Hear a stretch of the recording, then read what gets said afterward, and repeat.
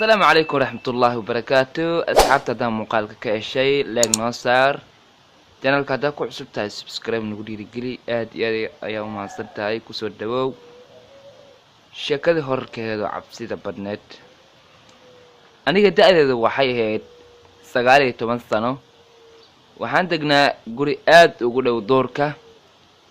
habeenkaasna waxaan haystay cunugeygii waxaan akhrisanaynay buugga, balse xoogaa markuu ila joogo hurdo ayaa markaasi qabatay.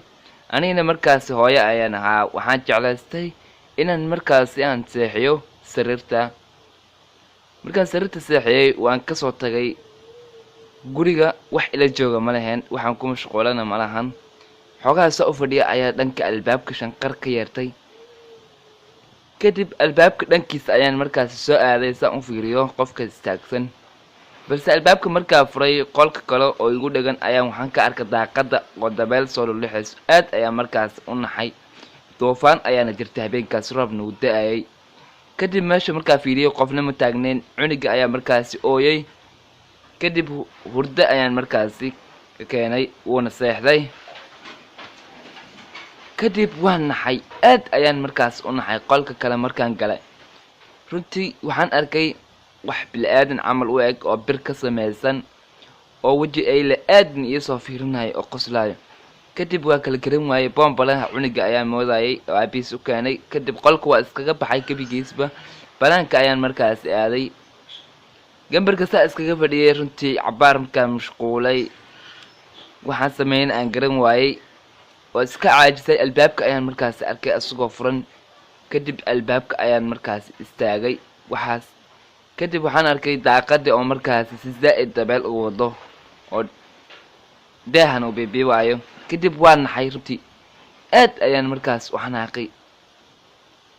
kadib markaas mar labaad qeyliyay. kadib waxaan jeclaystay markaas inaan haysto. aad ayaana markaas u baqay in cuniga leega xada ayaan ka baqay. kadib waxaan arkay telefoonkayga oo markaas dhacayo. kadib waan ooyay oo markaas waxaan la yaabay waxaan qolka ku jiro. runtii waxaana u qeylanayaa. aad ayaa markaas u naxay.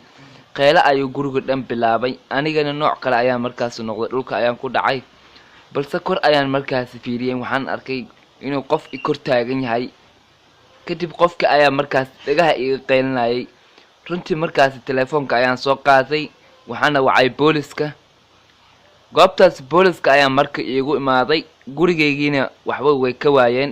subaxii dambe ayaan markaas magaalada ka imaaday, balse waxaan arkay qof wax yar oo bahal dan iyo hele kama galin. boonbal ayaan moodayay, balse waa iska seexday anigoo markaas aad u baqaayo. saas ayay ku dhammaatay sheekadaas.